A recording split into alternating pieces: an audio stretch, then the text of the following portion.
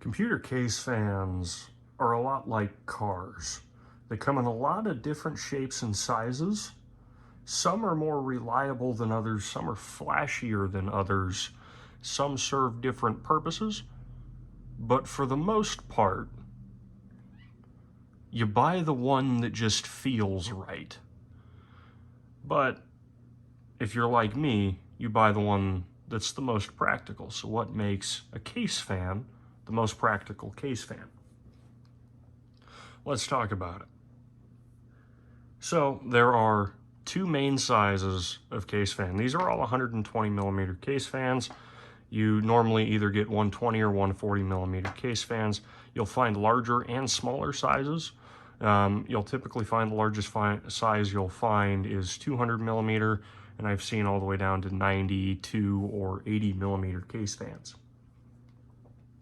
The size doesn't matter too much, but if you are given the option between two 140 millimeter case fans or three 120s, I will personally always choose the three 120s. You get more case fan in there. It's a little bit more surface area of air being moved through the chassis. But other than the size, well, these all look like little black rectangles with spinny thingies inside of them. So what makes them different? For the most part, other than LED features, and I'm gonna just basically skip over LEDs apart from this specific section of the video explaining why, but LEDs serve no practical benefit whatsoever to your case fan. And if you want to get case fans based on purely aesthetic reasons, you're fine. Go ahead, do that. You're not going to be missing out on much, if any, performance whatsoever, unless you, for whatever reason, think it's aesthetically pleasing to buy the 50-cent bargain bin case fan. But anyway, so back to the different types of case fans. There's two main types of case fans, and there are hybrids between them. So you have case fans like this Noctua NF-F12, which, if you look at the blades of them, they're a lot more flat. They're a little wider and flatter than this case fan. I don't know. This is a Corsair case fan. I think I got it on the old H60 cooler, but it doesn't make too much sense because this is an airflow optimized case fan and this is a static pressure optimized case fan. So static pressure optimized case fans tend to be better for pushing air through radiators. Because of the blade design of the static pressure fan, there is more, well, static pressure being exerted on the air to force it through an object like a radiator or a tight space. Fans like these don't have a lot of static pressure, but are extremely good for moving just airflow. So this in an open air or in an open case will move more air through the case at a higher RPM than this fan will move air through the case at a higher RPM. But if you take both of these fans and you put them on a radiator, the Noctua will move more air through the radiator than the Corsair will. It's the old, if we go back to cars, it's kind of horsepower versus torque. Static pressure optimized fans will also tend to spin slower. I'm not 100% sure why, but they just tend to spin a little slower. Other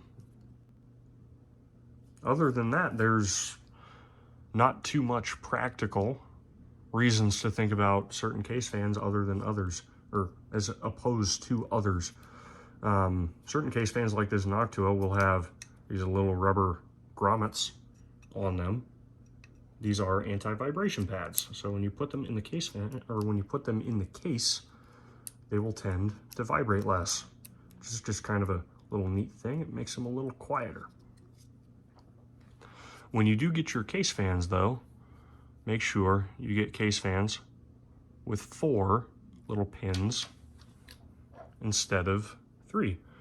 So these 4 pins that fourth pin is PWM control. So that will let you adjust custom fan curves in the settings of your computer so you can make your system nearly silent at idle, which is what I have mine set up for. But other than that, get the case fans that are the most aesthetically pleasing and the right blade type. But wait, there's more. So different case fans will have different types of bearings inside of them. And Corsair's newer fans do not have bearings at all. They're called maglev fans. Basically, there's no point of contact inside of the hub of the fan.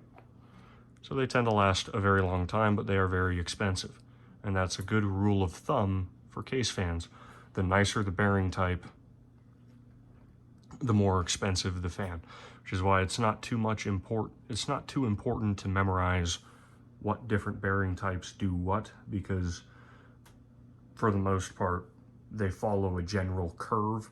The more when you buy fans at a certain price point, they will all tend to have similar bearing types and be made in very similar ways. If a $35 fan is worth it to you, or if you can spend the $35 on a case fan as opposed to closer to 10, you will get quieter operation and a longer lasting fan. But at the end of the day, I think it is vastly more important in terms of components inside of your system being cooled to fill all of the slots in the case that you can to get the most air moving in and around the case as you can with the correct fan orientations. And to pick the fan orientation, a lot of fans, let's see if this one has it, yep, will have little arrows. So this little arrow right here tells you that the blades spin this way, and this one right here tells you that the air goes toward the hub. And that is a very good rule of thumb. I've not seen a lot of case fans that don't follow this rule of thumb with the air going through the hub. Not a lot of case fans push air that way. They all tend to push the air that way. But anyway, that's almost 10 minutes of me talking about case fans. At the end of the day, just get the ones that make the most sense for you. I hope you found the video useful. If you did, don't forget to rate, comment, and subscribe. If you didn't, let me know why. Anyway, I'll see you guys in the next one. Later.